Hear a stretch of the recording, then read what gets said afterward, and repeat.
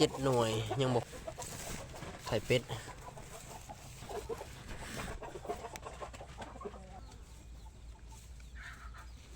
1 2 3 4 5 6 7 8 9 10 11 12 13 14 15 16 17โอ้ทางนี้ก็17หน่วยให้เบิ่งหางไก่โอ้ตัวเป็น20หน่วยพุ่นน่ะนี่แม่ไก่ผักตัวเดียว